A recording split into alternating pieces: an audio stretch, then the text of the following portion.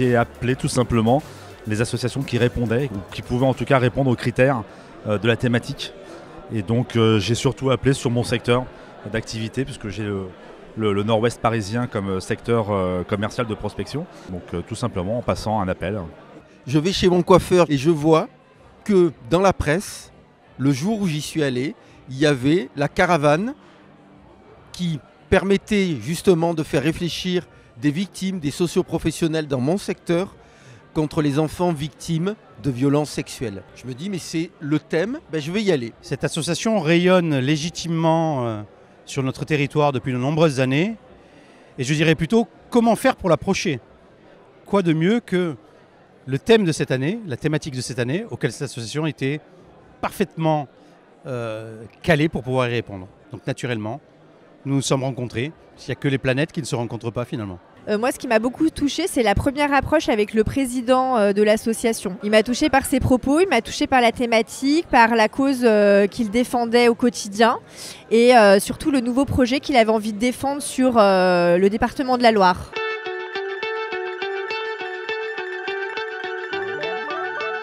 Beaucoup d'espoir pour ces jeunes qu'on accompagne au quotidien, un véritable engagement, des partenaires aussi très présents. Très fier effectivement de pouvoir participer à mon échelle et en local effectivement à promouvoir cette association qui nous a tous les deux tenus à cœur et on œuvre en local par rapport à toutes ces problématiques qu'on rencontre au quotidien et qui sont très présentes. Et c'est encourageant pour moi de dire que c'est une petite chose d'avoir parrainé, mais j'ai quand même parrainé en étant de Toulon la Maison des femmes de Saint-Denis, qui est la mère matrice des maisons des femmes en France, et un projet qui mérite une cause d'être défendu.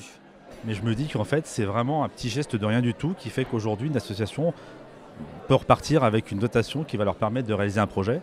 Et si je ne les avais pas appelés, grosso modo, aujourd'hui, peut-être que ça aurait été entre les mains d'une autre association, mais en tout cas, je me dis, j'ai contribué quand même à quelque chose. C'est hyper gratifiant, quoi. Et l'idée l'année prochaine, c'est de recommencer, quoi. Il est important que nous puissions prendre conscience que notre rayonnement peut permettre d'aller chercher des personnes, des fonds pour les employer et pour rayonner positivement et aider certaines personnes qui en ont besoin et grandement besoin.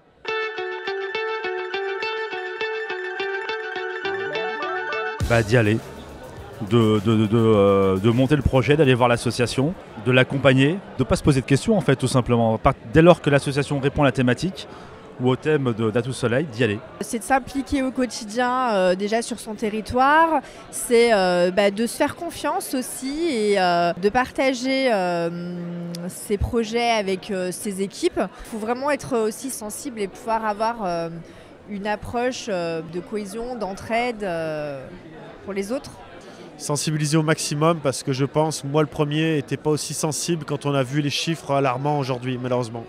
Parlez autour de vous, rencontrez vos clients, leur expliquez quel est votre état d'esprit en la matière. Il n'y aura pas grand mal à trouver des associations que vous pourrez parrainer. C'est un investissement. On ne peut pas le faire comme ça en disant j'envoie un mail, tu remplis le dossier, tu l'envoies à Tout Soleil. Non, c'est du temps.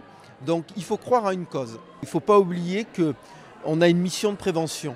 On porte aussi, même si on est dans une compagnie privée, des thèmes, des projets, on a une mission sociale. Et je le rappelle souvent, ce qui fait la différence entre nos pays riches et nos pays pauvres, c'est que grâce à l'assurance, on permet à des gens de ne pas basculer dans la pauvreté.